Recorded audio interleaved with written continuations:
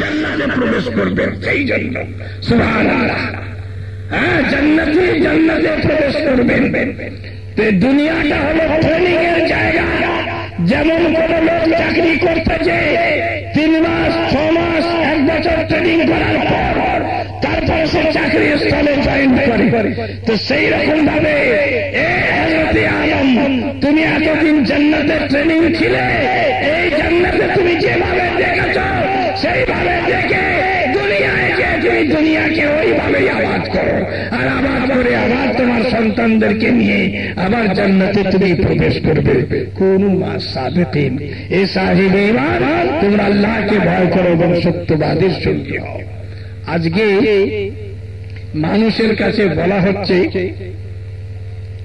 যে ওলি আল্লাহদের দরবারে নিয়ত করে জিয়ারতের উদ্দেশ্যে যদি কেউ যায় সেটা অবৈধ। মাশাআল্লাহ, শুনুন, মাশাআল্লাহ। আচ্ছা ভাই, ভালো জায়গায় যাওয়ার জন্য আল্লাহর তরফ থেকে নিষেধ হয়ে গেছে? দেখেন, একটা কথা আমি বলি, হযরতে খাদিজাতুল কুবরার নাম শুনেছেন? তিনি কে? আমার রাসূলের প্রিয় বিবি উম্মুল মুমিনিন, তাই না? খাদিজাতুল কুবরা।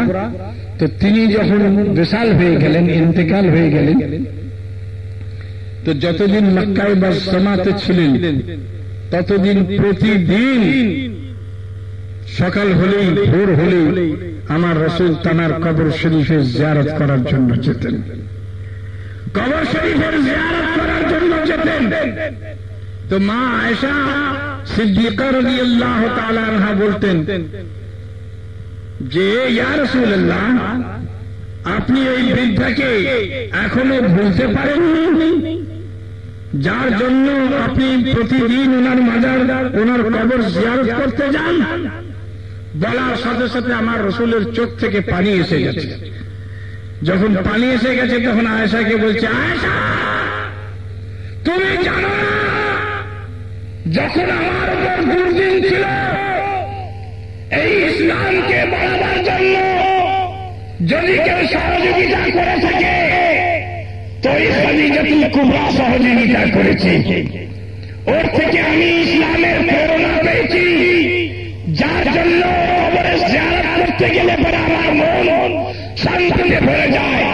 তো বলো, রাসূল পাকের যদি অন্তর হযরতে খাদিজাতুল কুবরার মাজার পাক জিয়ারত করার জন্য শান্তিতে ভরে যায়, আর ভারতবর্ষের বুকে যে সমস্ত আউলিয়া আল্লাহরা ইসলামের ঝান্ডা উত্তোলন করেছেন, কালেমা লা ইলাহা ইল্লাল্লাহ মুহাম্মাদুর রাসূলুল্লাহ আজকে মুখে মুখে পৌঁছে দিয়েছেন, মসজিদকে কায়েম করার জন্য মানসিকতা তৈরি করিয়ে দিয়েছেন, মাদ্রাসাকে তৈরি করার মানসিকতা তৈরি করিয়ে দিয়েছেন, মাথায় টুপি পরে এই মজলিসে বসার তৌফিক করে দিয়েছেন। সেই সমস্ত ওলি আল্লাহর মাজারে যাওয়ার না জায়েজ?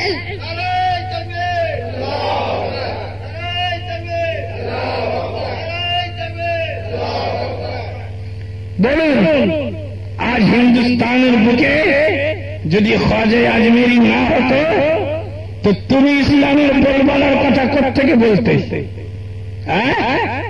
ওহে মনি সাহেব, তুমি ইসলামের কথা কোত্থেকে বলতে? আজ মাদ্রাসা তৈরি করছো, আজ মসজিদ তৈরি করছো, আজ জামাতকে নিয়ে এদেশে ওদেশে যাচ্ছ, তার আগে তো খ্বাজা গরিব নওয়াজ পথ দেখিয়ে দিয়েছে, ইসলামের পথ দেখায়নি ভাই। আর তানার দরবারে গেলে পরে না যায় শিরক হয়ে যায়, অথচ তিনি কিভাবে পথ দেখিয়েছেন? হিন্দুস্তানের বুকে আসার পূর্বে খ্বাজা গরিব নওয়াজকে কে পাঠিয়েছিলেন? খ্বাজা গরিব নওয়াজকে পাঠাবার মালিক হচ্ছে আমার রাসূল আকা ও মওলা জনাবে মুহাম্মদুর রাসূলুল্লাহ সাল্লাল্লাহু আলাইহি ওয়াসাল্লাম পাঠিয়েছেন। আতায়ে রাসূল তার নাম আছে, যখন পাঠিয়েছে তো ওখান থেকে পাঠাবার পরে হুকুম হয়েছে বাগদাদে যাওয়ার। বাগদাদ শরীফ থেকে নির্দেশ হয়েছে যে মুঈনুদ্দিন, তুমি হিন্দুস্তানের বুকে যাও, ভারতবর্ষের বর্ষের বুকে যাও, গেলে দেখবে তুমি একটা সরহদে, হিন্দুস্তানের যে সরহদ সীমান্ত, সেখানে এক বাঘের সঙ্গে তোমার দেখা হবে, সিংহের সঙ্গে তোমার দেখা হবে। সেই সিংহের জিয়ারত করার পরে তারপরে তুমি আজমেরের দিকে রওনা দেবে।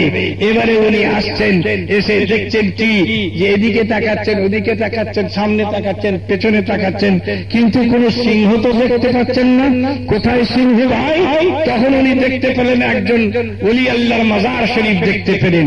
মাজার শরীফ দেখে যখন কাছাকাছি যে গেলেন তখনই উনি বুঝতে পারলেন, দেখেন ভাই, আকলমন্দों के लिए ইশারা কাফি है। যারা স্বর্ণকার তারা সোনা চেনে। কি বলেন? স্বর্ণকার ছাড়া সোনা চিনবে কে?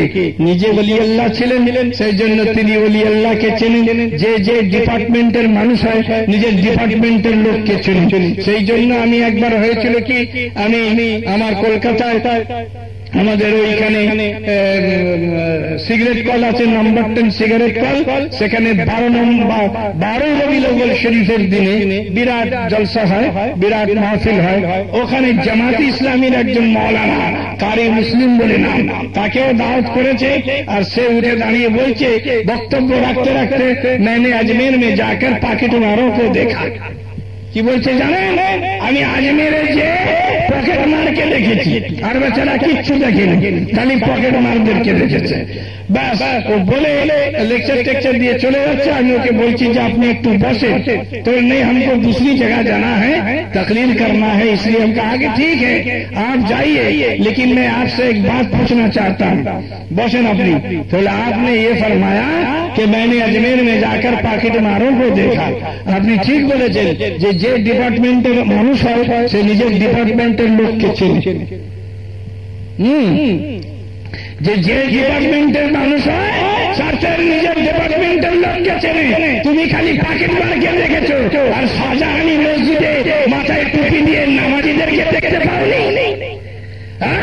শাহজাহানি মসজিদে মাথায় টুপি দিয়ে নামাজিদের দেখতে পাওনি, আউলিয়া মসজিদে নামাজিদের দেখতে পাওনি, আলবরি মসজিদে নামাজিদের দেখতে পাওনি, আর খাজা সাহেবের দরবারে যখন জাহিরিনরা জিয়ারত করতে যাচ্ছে তখন এটা তুমি দেখতে পাওনি। তেরে রোজে পর খাজা मैं झूम झूम के पढ़ूंगा फिर मोहम्मद, मैं झूम झूम के तेरे रोजे पर खाजा मैं झूम झूम के पढ़ूंगा फिर मोहम्मद। औलिया अल्लाह जिंदा, औलिया करम जिंदा। তাদের সম্পর্কে শরহে সুদূরের মধ্যে হযরত আল্লামা জালালউদ্দিন সিউতি রাহমাতুল্লাহ তাআলা আলাইহি জগৎ বিখ্যাত কিতাব, তার মধ্যে হাদিসে বর্ণনা করেছেন, ইন্না আউলিয়া আল্লাহ লা ইয়ামুতুনা ওয়ালাকিন ইয়ানতাকিলুনা মিন দারিন ইলা দার। আউলিয়া আল্লাহরা তারা মরে যায় না, বরং এক ঘর থেকে আরেক ঘরের দিকে রওনা হয়ে যায়। তারা জিন্দা আছেন ভাই, রসুলে পাকও তো জিন্দা আছেন। হাদিসে পাকের মধ্যে ইরশাদ হচ্ছে, ইন্নামা হারামা আলাল আরদা আন তাকুলা আজসাদিল আম্বিয়া, নিশ্চয়ই হারাম করে দেওয়া হয়েছে মাটিকে আম্বিয়া কেরামদের শরীরকে খাবার জন্য। এরা কেমন মুসলমান আমি বুঝে উঠি না, যেখানে রসুলের পাককে জিন্দা বলা হয়েছে, যেখানে ওলি আল্লাহদের জিন্দা বলা হয়েছে, এরা আবার বলে কি জানো, যদি জিন্দা থাকলো তো কবরেতে তো পায়খানা ফিরে ফিরে বোঝাই করে দেবে, সে পায়খানাগুলো পরিষ্কার করবে কি? এদের কথাগুলো সবসময় বেআইবি ছাড়া আজবের কোনো কথাই এদের মধ্যে নেই। অথচ এরা জানে যে মানুষ হামেশা যখন মারা যাবার পরে তার হিসাব নিকেশ হয়ে যাবে, তখন যে জান্নাতি হবে সে হামেশা জান্নাতের জীবিত থাকবে, যে জাহান্নামী হবে সে হামেশা জাহান্নামী জীবিত থাকবে। তো জীবিতর খোরাক কি হবে? খোরাক তো নিশ্চয়ই হবে। তাহলে জাহান্নামে কি পায়খানা ফিরে ফিরে জাহান্নামকে বোঝাই করে দেবে? এদের জাহান্নাম সম্পর্কে আর জান্নাত সম্পর্কে কোনো ধারণাই নেই। জাহান্নামও আছে, জান্নাতও আছে, এই দুটোকে যদি ইনকার করে বলেন সে মুসলমান থাকবে কি? না।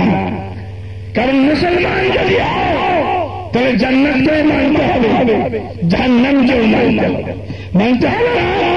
এরা যে আজকে বলছে হ্যাঁ, কোথায় নিষেধ আছে? লা তাসাদ্দুর রিহাল ইল্লা সালাসাতা মসজিদান, তিনটে মসজিদের উদ্দেশ্যে যদি বাড়ি থেকে নিয়ত করে সফর করা হয়, তিনটে মসজিদ ছাড়া অন্য কোন মসজিদে, তো সেটা হলো নিষেধ। তিনটে মসজিদ কোন মসজিদ? মসজিদে হারাম, মসজিদে নববী আর মসজিদে আকসা। মসজিদে হারাম যেখানে 1 রেকাত নামাজ পড়লে 1 লাখ রেকাত সওয়াব পাওয়া যায়। মসজিদে নববী যেখানে 1 রেকাত নামাজ পড়লে 50,000 সওয়াব পাওয়া যায়। আর মসজিদে আকসা যেখানে 1 রেকাত নামাজ পড়লে 25,000 রেকাত সওয়াব পাওয়া যায়। এই তিনটে মসজিদ ছাড়া দুনিয়ার যত মসজিদ আছে সমস্ত মসজিদের সওয়াব একই। মনে করেন এখান থেকে আপনি যদি কলকাতায় জায়েতে নাখোদা মসজিদে নামাজ পড়তে যান, আপনার বাড়ির কাছে মসজিদ আছে, আর সেখানে নামাজ পড়তে যান বেশি সওয়াবের উদ্দেশ্যে, সেটা কিন্তু তা হবে না। আপনার বাড়ির কাছে মসজিদের সওয়াব আর নাখোদা মসজিদের সওয়াব একই রকম সওয়াব। আর ওলি আল্লাহ দরবার, এই ওলি আল্লাহ দরবার সম্পর্কে ওনাদেরই মস্ত বড় আলেম যাদেরকে ওনারা মেনে থাকেন, তার নাম হচ্ছে মৌলানা আশরাফ আলী থানভী। সেই মৌলানা আশরাফ আলী থানভীর লেখা কিতাব, বইটার নাম হচ্ছে আসুন্নাতুল জারিয়া ফিল চিশতিয়াতিল আলিয়া। ওই বইতে লিখেছেন যে এই তিনটে মসজিদ ছাড়া অন্য কোন মসজিদের উদ্দেশ্যে যদি নিয়ত করে কেউ যায়, এটাই নিষেধ আছে। আউলিয়া আল্লাহর মাজার শরীফের জিয়ারতের সঙ্গে এর কোন সম্পর্ক নেই। আউলিয়া আল্লাহর মাজার পাকের জিয়ারতের সঙ্গে এর কোন সম্পর্ক নেই ভাই। তাহলে এবারে চিন্তা করে দেখেন, সেই খাজা গরিব নওয়াজ তিনি ওখানে যে যখন দেখতে পেলেন সেই মাজার আছে, তো মাজার শরীফে 40 দিন ওখানে চিল্লায় ছিলেন। চিল্লায় এই দেশে ঘুরে ঘুরে নাম চিল্লা নয়, চিল্লা হচ্ছে এক জায়গায় বসে আল্লাহর ইয়াদে মগ্ন হওয়ার নাম হচ্ছে চিল্লা। 40 দিবস এক জায়গায় বসে আল্লাহর ইয়াদে মগ্ন হওয়ার নাম চিল্লা। হযরতে মূসা তিনিও চিল্লা করেছেন, কোথায়? তুর পাহাড়েতে। তবেই কোথায় ওনাকে তাওরাত শরীফ ওনার উপর অবতীর্ণ হয়েছে। হযরতে মূসা জিয়ারত করার জন্য হযরতে খিজরের কাছে গিয়েছিলেন। ওনার বড় শখ ছিল, ইচ্ছা ছিল যে ইলমে লাদুন্নি, ইলমে মারিফাত শেখার জন্য। তো হযরতে মূসা আল্লাহ পাকের দরবারে আরজি পেশ করলেন, মাওলা তোমার কাছে আমার থেকেও প্রিয় কোনো ব্যক্তি আছে? তো বলে হ্যাঁ আছে। তোমার চেয়েও প্রিয় আমার কাছে এক ব্যক্তি আছে। তবে সেখানে কোথায় যাব, কিভাবে যাব? বলে তুমি এক কাজ করো, কিছু মাছ ভেজে নাও আর কিছু খাবার তৈরি করে নাও, আর যেখানে যে তুমি এই মাছ খুলে খাওয়া দাওয়া করবে, আর এই মাছ যেখানে জীবিত হয়ে রাস্তা দেখিয়ে দেবে, আর সেই রাস্তায় যেতে যেতে যে ব্যক্তির সঙ্গে মোলাকাত হবে, সাক্ষাৎ হবে, তিনি আমার প্রিয় ব্যক্তি। বোঝা গেল হযরতে মূসা সেখানে পৌঁছে গেলেন। আর পৌঁছে যে খাবেন কি, আর সেই সময় পানির হাতের পানি পড়তেই মাছ জিন্দা হয়ে গেল। আর জিন্দা হয়ে যে লাফ মেরে যে যখন মজমাউল বাগাইনেতে পড়লো, মাছ রাস্তা দেখিয়ে দিয়ে চলে যেতে লাগলো। হযরতে মূসা আলাইহিস সালাতু ওয়াত তাসলিম ছুটতে লাগলেন। ছুটতে যেয়ে দেখেন হযরতে খিজর সেখানে উপস্থিত। সেই হযরতে খিজরকে বললেন যে আমি আপনার সাক্ষাতে এসেছি কিছু শিখবার জন্য। তো বলে দেখেন আপনার লাইন আলাদা, আমার লাইন আলাদা। আমি যে শিক্ষা দেবো সেখানে আপনি কি করবেন? তর্ক করবেন, আপনি অভিযোগ করবেন, আপনি এতেরাজ করবেন, আর সেখানে আমার সঙ্গে আপনার ডিভাইডেশন হয়ে যাবে। তো বলে না, আমি কোন রকম তর্ক করব না, কিছুই করব না বলে ওনারা উপরে চলে এলেন। যেতে যেতে যেতে যেতে এবারে নৌকায় চড়বেন, উঠবেন। একটা নতুন নৌকা দেখতে পেলেন। যে নৌকাওয়ালাকে ডাকে তারা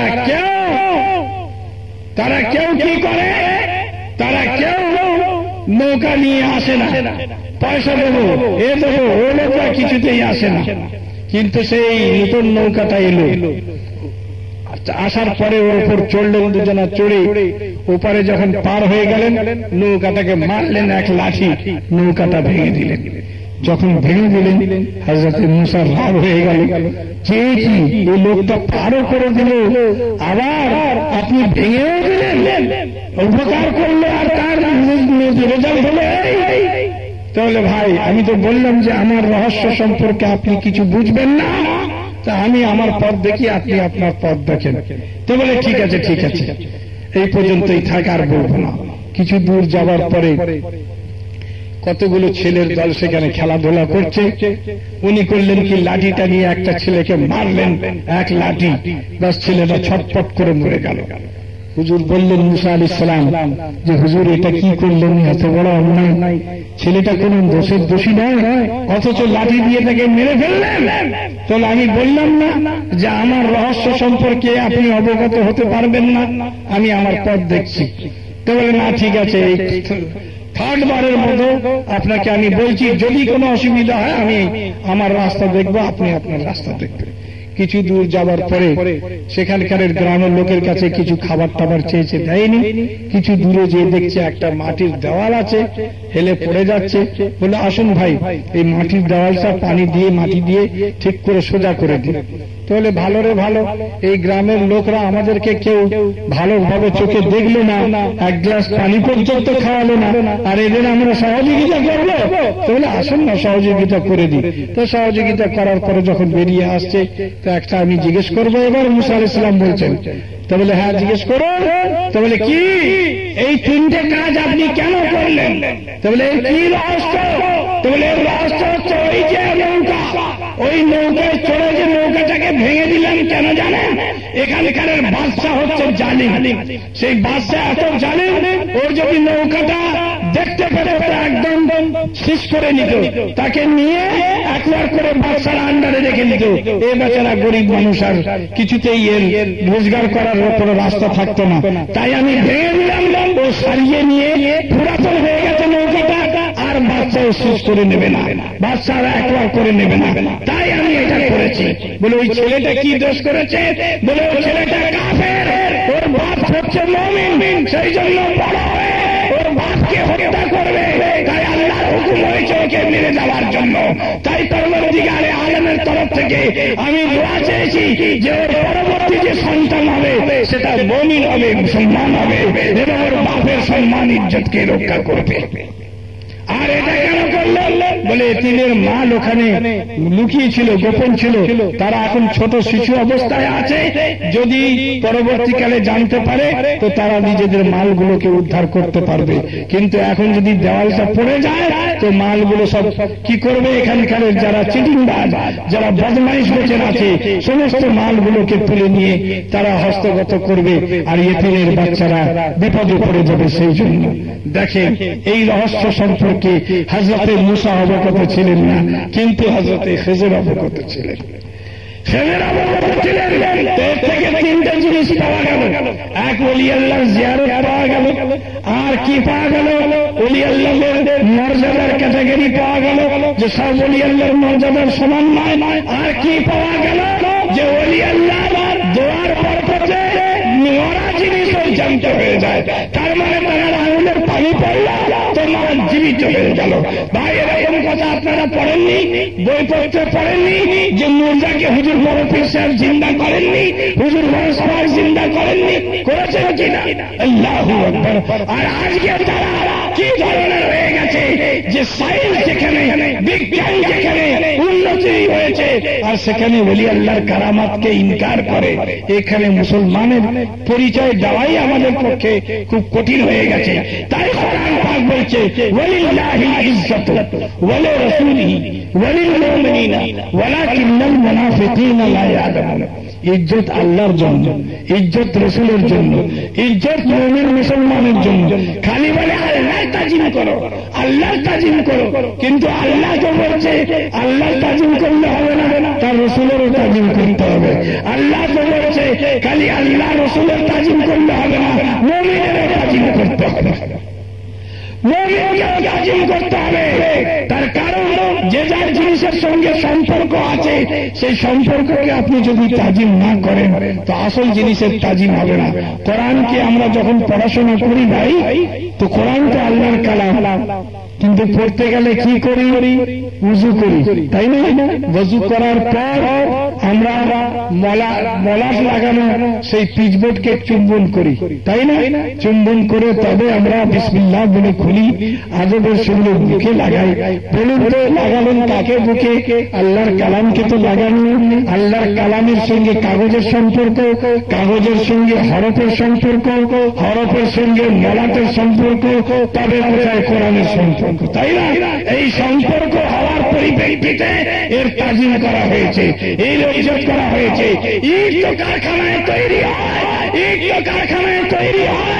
একটা ইট বেশ্যাখানায় লাগে, একটা ইট আপনার বিল্ডিং এ লাগে, একটা ইট পেশাবখানায় লাগে, একটা ইট পায়খানায় লাগে, কিন্তু ওই ইটকে কেউ তাজিম করে না, কেউ সম্মান করে না। ওই ইট যখন মসজিদের বিছানায় লেগে যায় তখন সবাই সাজদা করে সেখানে। কি করে কিনা বলো? এত বড় সত্যকে এরা ইনকার করে কি করে? এত বড় সত্যকে ইনকার করে কি করে? আরে কাগজ তো তৈরি হয় কোথায় ভাই? কাগজ তৈরি হয় কারখানায়। ওই কাগজে কোথায়? ওই কাগজে আপনার সিনেমা আর্টিস্টদের ছবি তৈরি হচ্ছে, ওই কাগজে সিনেমার মানে উপন্যাস তৈরি হচ্ছে, ওই কাগজে নানান রকম আজে বাজে কথা গল্প গুজব লেখা হচ্ছে। আবার ওই কাগজে কোরআন পাকের আয়াত তৈরি হচ্ছে। যখন কোরআন শরীফের আয়াত তৈরি হয়ে যায় ওই কাগজকে তখন সবাই মাথায় করে রাখে।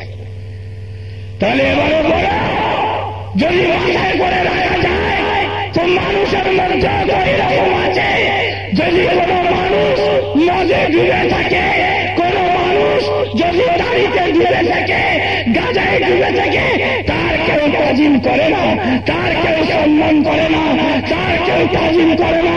কিন্তু যে মানুষ যার জিক্র, যার ইয়াদ, যার স্মরণ, উঠতে বসতে খেতে শুতে চলতে ফিরতে কি লা ইলাহা ইল্লাল্লাহ, লা ইলাহা ইল্লাল্লাহ,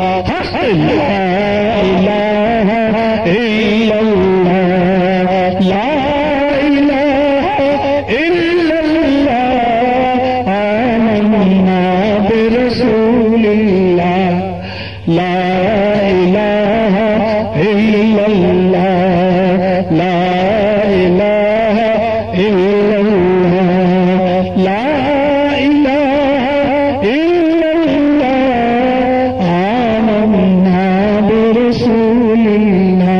যে আল্লাহ রাসূলের পথে নিজের জীবনকে বিসর্জন করে দিয়েছে তাদের জন্যই তো আল্লাহর তরফ থেকে হুকুম হয়েছে তাদের সম্মান করো, তাদের তাজিম করো। ভাই তোমার কোন মাজার হয়নি? তোমার মাজারে তো কুকুর যায় প্রস্তাব ফিরতে, আর খাজা গরিব নওয়াজের মাজারে যায় চুম্বন করতে। কেন ভাই? মাথায়, দেহেতে, পরনে এটাও কাপড়, এটাও কাপড়, আর এটাও কাপড়। কাপড় কিনা বলো? তো এই জিনিস যখন কাপড় হলো, এটাও কাপড় হলো, এটাও কাপড় হলো, তিনটে জিনিসের মধ্যে কার সম্মান বেশি? টুপি, তাই না? যেহেতু টুপিকে মাথায় দেওয়া হয়, লাখ টাকা দামের জুতো যদি হয় আর টুপি যদি 2 টাকা দামেরও হয় তো লাখ টাকার জুতো পায়েতেই থাকবে, সে কিন্তু মাথায় উঠবে না ভাই। মাথায় উঠবে? কোনদিন মাথায় উঠবে না। আর 2 টাকা দামের যদি টুপি ছিঁড়েও যায় তবুও তাকে মাথায় রাখা হবে, অন্য জায়গায় রাখা হবে না। তো যারা মাথার জিনিস তাদেরকে মাথায় রাখতে হবে, আর যারা পায়ের জিনিস তাদেরকে পায়ে রাখতে হবে। যার জন্য যখনই হজ করতে যদি কেউ যেয়ে থাকে তাদেরকে জিজ্ঞাসা করো, কাবা শরীফের তাওয়াফ করা হয় ওটা পাথর, আর কাবা শরীফের সঙ্গে লাগানো হাজারে আসওয়াদ ওটা পাথর, মিনাতে কাকর মারা হয় ওটাও পাথর। কিন্তু বড় আফসোসের কথা, হাজি এ বেচারা কি দোষ করলো, একে তুমি কাকর মেরে এলে? এ হাজি এ বেচারা কি ভালো কাজ করলো যে একে চুম্বন করে এলে? তখন হাজি সাহেব বলবে কি, এটা জান্নাতি পাথর হযরতে আদম সংযোগ করে নিয়েছিলেন, রাসূল পাক কাবা শরীফে লাগিয়ে দিয়েছেন, সেই জন্য সারা মুসলমানের জন্য চুম্বনের যোগ্যতা অর্জন করেছে। আর ওই পাথরটা, ওটাও যদি ও পাথর থাকে তাহলে ও পাথর কেমন পাথর? ও পাথর ছিল শয়তানের সঙ্গে সম্পর্ক। হযরত ইব্রাহিমকে প্ররোচিত করেছিল, ইসমাইলকে প্ররোচিত করেছিল যে ইসমাইল তোমার বাপ তোমাকে কোরবানি করতে নিয়ে যাচ্ছে। হযরত ইসমাইল তিনি কাকর মেরেছিলেন, হযরত ইব্রাহিম কাকর মেরেছিলেন। আজও মুসলমান এই সুন্নতকে আদায় করে ওই শয়তানের অঙ্কিত পাথরকে কাকর মারে আর একে চুম্বন করে। তো এইরকম ভাবে আমার রসুলও বলে দিয়েছেন, চুম্বন করার মতো কোন মানুষ যদি পেয়ে যায় তো চুম্বন করো, আর মারার মতো যদি কোনো পাথর করে পেয়ে যাও তো তাকে মারো। এই জন্য যেখানে যেরকম পর্যায়ের আছে তাকে সেই রকম পর্যায়ের সম্মান দেওয়ার হুকুম আল্লাহ পাকের তরফ থেকে। এটা কোন মানুষের কথা নয়। আজ এরা কি বলে, আজ এরা এইরকম কথা বলে, হজ করতে যে দেখতে পায় না, চোখে দেখেনি। আল্লাহু আকবার। প্রত্যেকটা জিনিসের সম্পর্ক আছে। আপনি এই যে দেখেন ভাই, আপনি কোরবানির দিন বা এমনি দিনে আপনি মাংস কিনে নিয়ে আসেন, গরুর মাংস বা খাসির মাংস বা মুরগির মাংস কিনে নিয়ে আসেন, কিন্তু গরু তো করা কোরবানি করা ওয়াজিব বা খাসি করা কোরবানি করা ওয়াজিব, চতুষ্পদ হালালি জানবার যাকে পালন করা হয় তাকে। কিন্তু মোরগ মুরগি এসব তো কোরবানি হবে না, বা আপনার কি হবে না, হরিণ হবে না, কোন জঙ্গলি জানবার হবে না। উট হবে, দুম্বা হবে, মোষ হবে, গরু হবে, খাসি হবে, পাঠা হবে, আপনার কি বলে এই ভেড়া হবে, এগুলো কোরবানি করা যায়। কিন্তু আপনি বলুন এবারে ওই মাংস আর এই মাংস, যে মাংস রোজ বাজারে পাওয়া যায় ওর মর্যাদা আর কোরবানির মাংসের মর্যাদা। আপনি কোরবানির মাংস আপনার বাড়িতে কোরবানি হয়নি, কিন্তু তাবারুক হিসেবে শিরনি হিসেবে যার বাড়িতে কোরবানি হয়েছে অন্তত একটুকরো মাংস আপনি কি চেয়ে খান না? তার কারণ কি? আল্লাহ ও রাসূলের সঙ্গে তার সম্পর্ক হয়ে গেছে। এই সম্পর্ক হয়ে যাওয়ার পরিপ্রেক্ষিতে সেটা তাবারুক হয়ে গেছে। আল্লাহু আকবার। হাজিদেরকে দেখো, মিজাবে রহমত এরকম নল টাঙানো আছে, বৃষ্টি হচ্ছে আর হাজিরা তার নিচে কি করছে ভাই? রুমাল ঘোরাচ্ছে। পানি তো চারদিকে হচ্ছে, কিন্তু সেই পানি নেওয়ার জন্য রুমাল ঘোরাচ্ছে না, বরং কাবা শরীফের সঙ্গে সম্পর্ক হয়ে বয়ে আসছে। আর সেই রুমাল যদি বরণের সময় বুকে দিয়ে পড়ে নাজায়েজ হয় না, হারাম হয় না। আর যে সমস্ত আল্লাহর ওলিরা, আল্লাহর মাহবুবরা আল্লাহর নাম নিয়ে দুনিয়ায় চলে গেছে, তাদের নাম যদি কাগজে লেখা থাকে, কেতাবে লেখা থাকে, সেই কাগজ যদি জুড়ে দিয়ে বুকে দেওয়া হয় তো সেটা হারাম হয়ে যায় কেন? সেটা হারাম হয় কেন? কোনদিন হারাম হয় না। সেই জন্য পরবর্তীকারে আলম আমাদেরকে তিনি এত বড় একটা দিয়েছেন, ইয়া আইয়ুহাল্লাযীনা আমানুত্তাকুল্লাহা ওয়া কুনু মা'আস-সাদিকিন। এ সাহেব ঈমান, তোমরা আল্লাহকে ভয় করো এবং সত্যবাদীর সঙ্গী হয়ে যায়। সময় অনেক আছে, বলার অনেক রাত আছে। আমি যদি সবকিছু বলে দিই তাহলে আর সমস্ত উলামায়ে কেরামরা আছেন তাদের বক্তব্য তারা রাখবেন। আপনারা যে কথা মুসলিম আছেন, বাইরে থেকে যে সমস্ত আলেম উলামারা এসেছেন তাদের বক্তব্যকে শোনার চেষ্টা করেন। আমি से चश्मे फायदा जो अश्क ही बहुत है, अगर असर करे ये किस्से लतीफ अभी ना तमाम है। जो कुछ है अब बयां हुआ है, आगाज बात था। वाखवाना अल्हम्दुलिल्लाह रब्बिल आलमीन।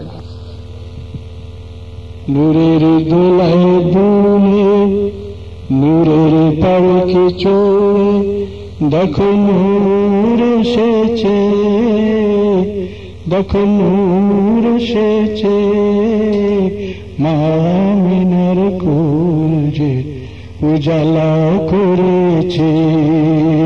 নূরের দোলায় দুলে নূরের পালকি চড়ে দেখো নূর এসেছে। মা আমিনার কোল যে উজালা করেছে। মা আমিনার কোল যে উজালা করেছে। ও হালিমা তোমার ঘরে কে এসেছে দেখো না। ও হালিমা তোমার ঘরে কে এসেছে দেখো না। দু জাহানের বাদশা সেজে তাজদার মদিনা। দু জাহানের বাদশা সেজে তাজদার মদিনা। চারিদিকে ফেরেশতারা চারিদিকে ফেরেশতারা দরদ ফুরিছে।